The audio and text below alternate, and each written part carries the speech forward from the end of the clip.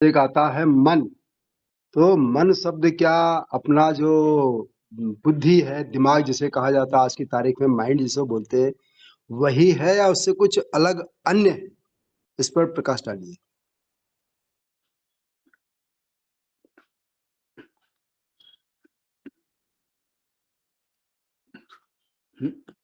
दोनों में कुछ अंतर मान सकते हैं। मस्तिष्क तो एक दृश्यमान पदार्थ है, ऐसा कह सकते हैं, शरीर का अंग है या एक पदार्थ है। मन का अर्थ है विचार। तो जो विचारशीलता है, विचार शक्ति है, विचार की प्रक्रिया है, वो मन है। इसीलिए मन को चेतन माना जाता है, क्योंकि वो विचार की प्रक्रिया है। और मस्तिष्क को जड़ कहा जाता है कि वह तो पदार्थ है। तो मस्तिष्क मन से चेतन है, ऐसा भी कह सकते हैं। मन तो चेतन है और उसी से मस्तिष्क अपना कार्य करता है जो उसे करना है। मस्तिष्क कार्य तो वही लगभग करता है जिसे हम लोग मन कहते हैं। तो थोड़ा इस प्रकार समझ सकते हैं। स्वाभाविक है, ये विषय ऐसा तो नहीं है कि किसी मंत्र में बहुत स्पष्ट कहा गया हो। शिव संकल्प सूक्त में मन की बात तो कही गई है, वो हम लोगों ने पढ़ा भी है। तो इसको तो इतना ही कहा जा सकता है जी। तो स्वामी जी, जैसे अपन ने जो समझा कि भाई मन से ही मस्तिष्क संचालित है, मस्तिष्क और मन दोनों लगभग एक ही शब्द है।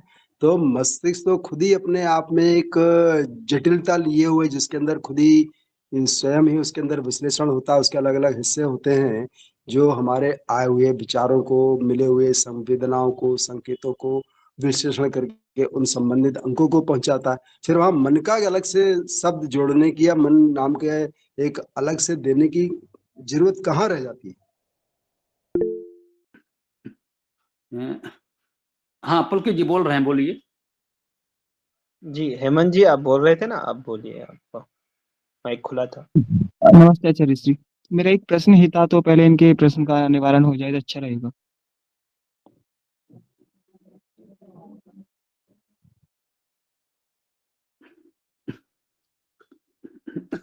मैंने कहा ना, ये चूंकि हमारा मुख्य विषय भी नहीं है, तो इस पर बहुत अधिकृत रूप से हम कुछ कहना भी नहीं चाहते हैं। एक सामान्य सी बात जो समझ में आई वो हमने बताई।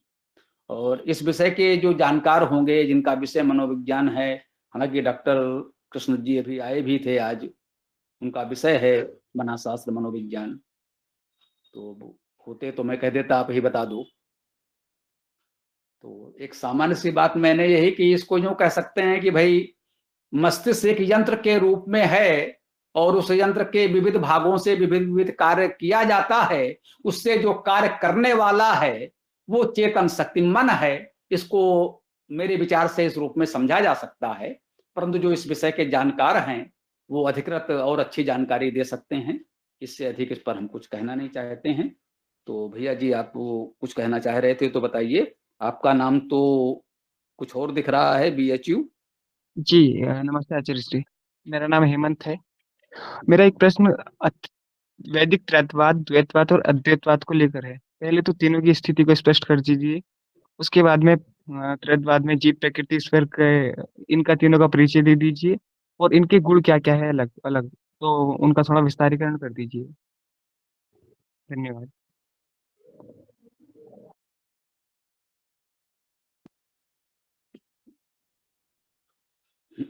जी, अद्वैत या एकत्व, द्वैत या दो, और त्रैत अर्थात तीन, ये शाब्दिक अर्थ हैं सीधे सीधे। इसको हम समझते हैं। दर्शन शास्त्र में ये विषय आता है, यूं समझ ले, ये विषय दर्शन शास्त्र का है। और दर्शन शास्त्र क्या है? दर्शन शास्त्र को कुछ लोगों ने इस प्रकार परिभाषित किया है, इसे आप परिहास भी कह सकते हैं, कि एक अत्यंत अंधेरे कक्ष में एक व्यक्ति काली बिल्ली को खोज रहा है जहां कोई बिल्ली है ही नहीं, उसे दार्शनिक कहते हैं। समझ रहे हैं? दर्शन शास्त्र में वही विषय आते हैं जिनका कोई प्रत्यक्ष प्रमाण संभव नहीं है।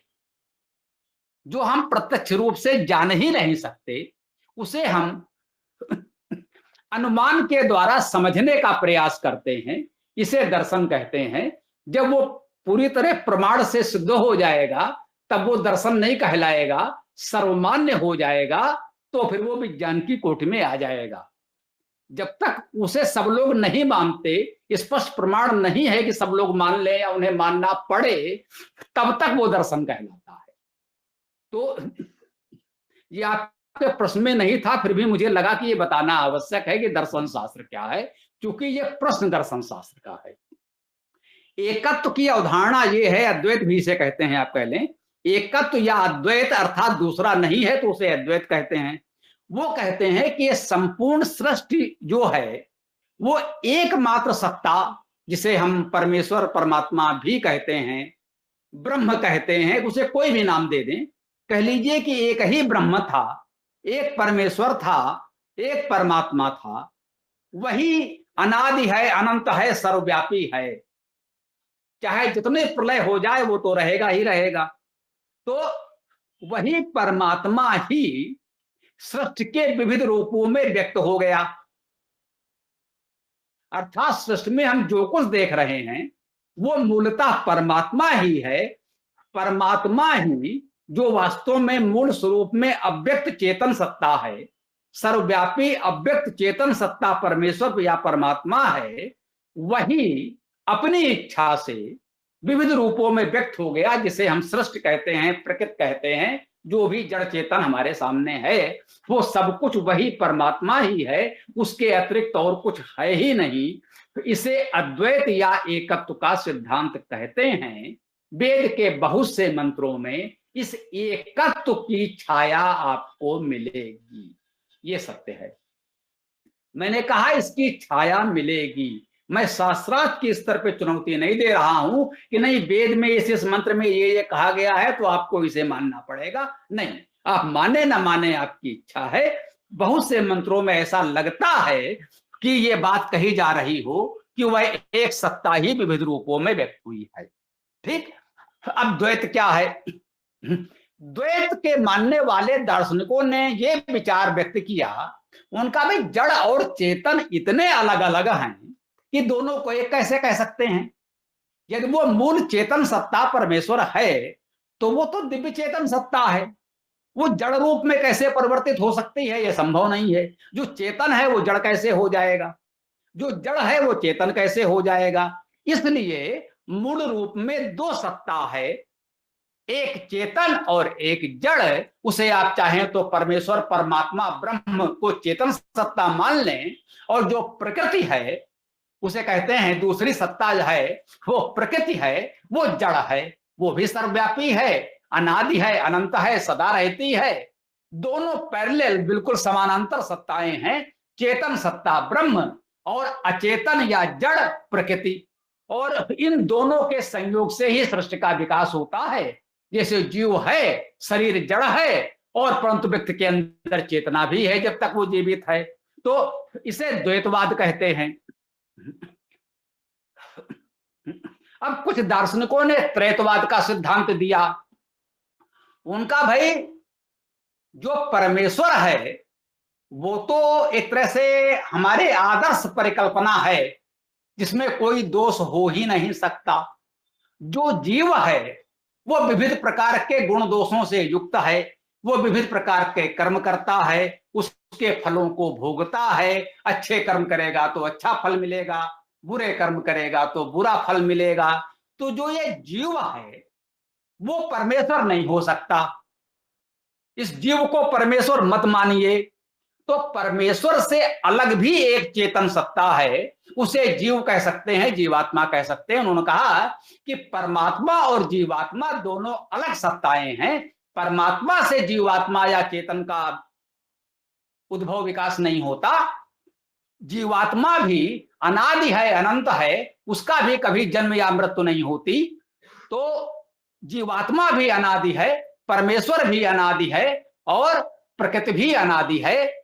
उनका एक ब्रह्म चेतन सत्ता, एक जीव चेतन सत्ता और एक प्रकृति जड़ सत्ता, ये तीन तत्व अनादि हैं, अनंत हैं, और ये सदा रहते हैं, इसलिए उन्होंने कहा कि तीन तत्व समानांतर हैं, इसे त्रैतवाद कहा जाता है। मैं इतना ही कहूंगा, मैं इनमें से किसी भी एक मत को सत्य और दूसरे को असत्य नहीं कहूंगा। मैंने आपके सामने निवेदन किया कि इस प्रकार की विचारधारा से तीन प्रकार के दार्शनिक मत वेद के मानने वालों के बीच में प्रचलित हैं। आपको जो मत अधिक उपयुक्त लगे उसे मानिए, वेद को पढ़िए, और वेद में आपको जिस मत का समर्थन अधिक प्रतीत हो उसे आप स्वीकार करें, किसी और के कहने से नहीं। मैं क्या मानता हूं यह प्रश्न निरर्थक है। वेद को पढ़ने पर आपको कौन सा मत ठीक लगा वही आपके लिए उपयुक्त है। यह मेरा निवेदन है। ओम। धन्यवाद आचार्य श्री। लेकिन इसमें प्रकृति के गुण का और थोड़ा बता दीजिए, क्योंकि जैसे कि ईश्वर का आपने गुण बताया है ब्रह्म के रूप में, और फिर उसके बाद में जीव का गुण बताया है कि वो भी अनंत है और आदि है, और वो ईश्वर से अलग तत्व है। और तीसरा प्रकृति के गुण में जैसे कुछ व्यक्ति ले लेते हैं एज ए नेचर के रूप में, और कुछ व्यक्ति ले लेते हैं इसे सत रज और तम के रूप में, जैसे कि मैंने पढ़ा है। तो इसका थोड़ा विस्तारीकरण करने का प्रयास कीजिए। धन्यवाद। बहुत विस्तार की आवश्यकता नहीं है। ब्रह्म और जीव चेतन है और प्रकृति जड़ है, अर्थात जितनी जड़ सत्ता हमको दिख रही है, आधुनिक भाषा में आप कहें कि जो अणु हैं, परमाणु जिन तत्वों से मिलकर बन रहे हैं, ऊर्जा है, ये सब जड़ है। तो ये जो इनका जो सूक्ष्म स्वरूप है ऊर्जा, या ऊर्जा के भी किसी सूक्ष्म स्वरूप की परिकल्पना करें, जो इस समय एकीकृत ऊर्जा यूनिफाइड एनर्जी की बात हो रही है कि मूलतः ऊर्जा तो एक ही है, उसी से विभिन्न प्रकार की ऊर्जाओं का विकास हो रहा है। तो वो जो सूक्ष्म तत्व है प्रकृति का, जो जड़ है लेकिन चेतन नहीं है, वो सूक्ष्म है, अनादि है, सर्वव्यापी है, परंतु उसमें चेतना का गुण नहीं है। वो जड़ है, वो ईश्वर या जीव की चेतना से ही चेतन दिख सकता है, उसी को प्रकृति कहते हैं। और शेष वही बात है ना कि विद्वानों ने अपने अपने शब्दों में सत रज तम या किसी ने किसी और शब्द का प्रयोग किया हो, उनके विश्लेषण विस्तार में तो हम जा ही नहीं सकते, वो हमारा विषय ही नहीं है। वेद में ऐसा कुछ नहीं है, और प्रत्येक व्यक्ति के कहने की अपनी शब्दावली, अपना तरीका हो सकता है। वो मेरे देश में सबका सम्मान है, उस पर हम कुछ नहीं कहते। हाँ, वेद में ऐसा कुछ नहीं है सतरज तम जैसा, इतना मैं केवल निवेदन कर सकता हूँ। ओम।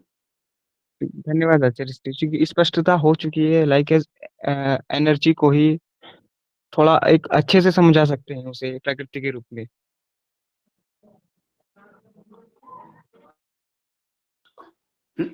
जी, आपने ये बहुत ठीक समझा, तो मुझे लगा थोड़ा और स्पष्ट कर दें। जैसे जो एकत्व या अद्वैत को मानते हैं, वो यही मानते हैं कि जो आदि मूल ऊर्जा है वो चेतन है।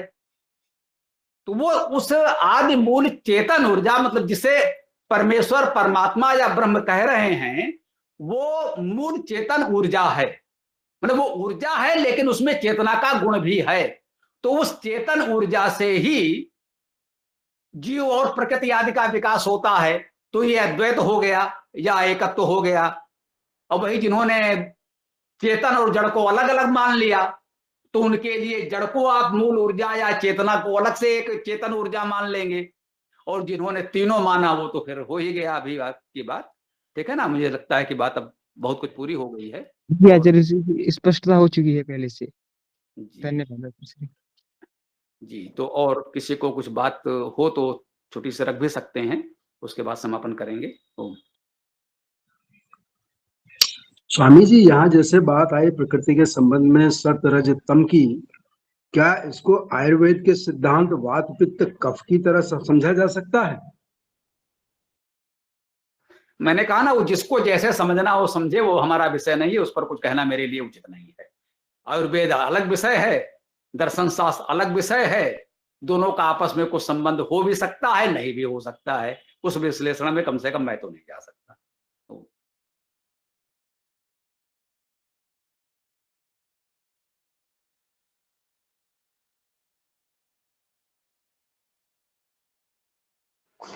गुरुजी, जो ये त्रेत है, तो ये जैसे तीन भागों में विभक्त कर रहे हैं, तो इन तीनों की उत्पत्ति एक से ही मान रहे हैं, या तीनों की जो उत्पत्ति भी स्वतंत्र है कि भाई तीनों अलग अलग ही हैं, आपस में वैसा कोई एक उभयनिष्ठ बिंदु नहीं है?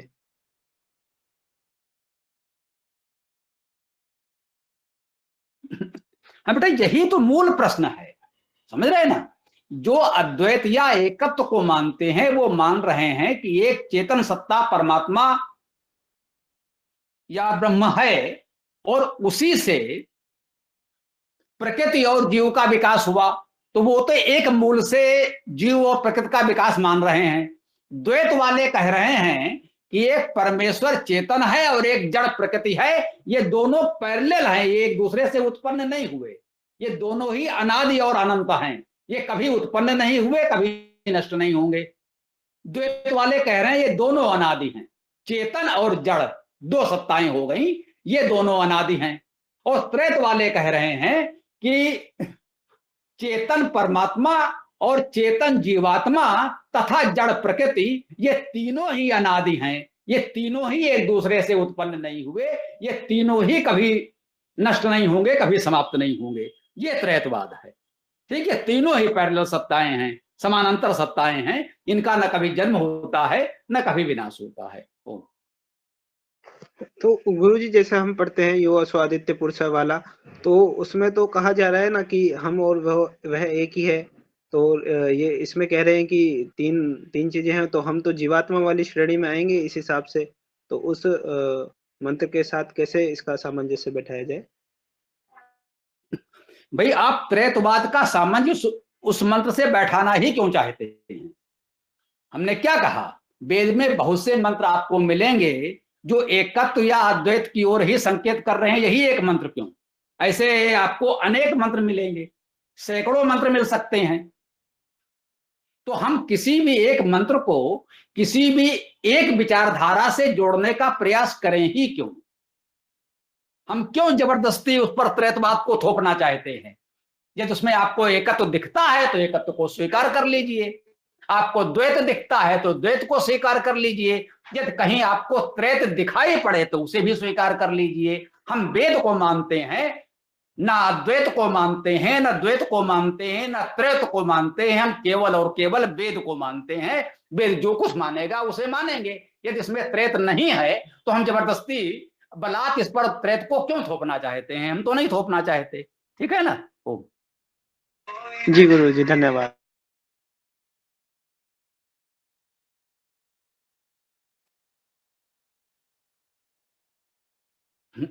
हाँ भैया, इसमें यही जो जहां से हम लोगों ने आज प्रारंभ किया था, वेद पर आक्षेप ऐसे ही हुए हैं।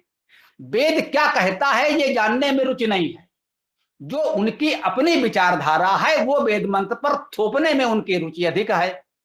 यदि कोई त्रैत को मानता है तो सभी मंत्रों पर त्रैतवाद के अनुसार अर्थ करने का प्रयास करेगा। यदि कोई द्वैत को मानता है तो उसी मंत्र का अर्थ वो द्वैत के अनुसार करने का प्रयास करेगा।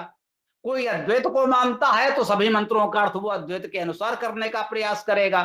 ये प्रवृत्ति ठीक नहीं है, इसीलिए सब अनर्थ हुआ है।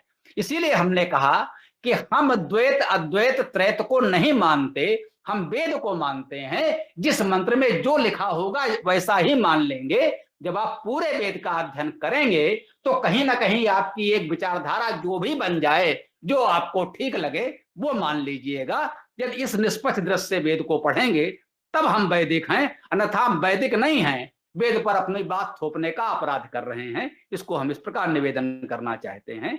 हम आशा करते हैं कि आप लोग निष्पक्ष दृष्टि से वेद को पढ़ेंगे, किसी वाद को उस पर नहीं थोपेंगे और वेद क्या कहता है इस दृष्टि से पढ़ने समझने जानने का हम प्रयास करेंगे।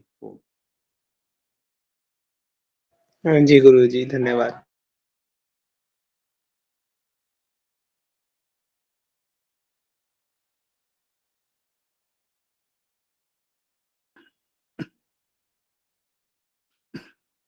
तो किसी का और कोई प्रश्न हो तो ले सकते हैं, समय हो गया है। अन्यथा कोई प्रश्न नहीं होगा तो वेदाष्टक का पाठ करेंगे और आगे बढ़ेंगे।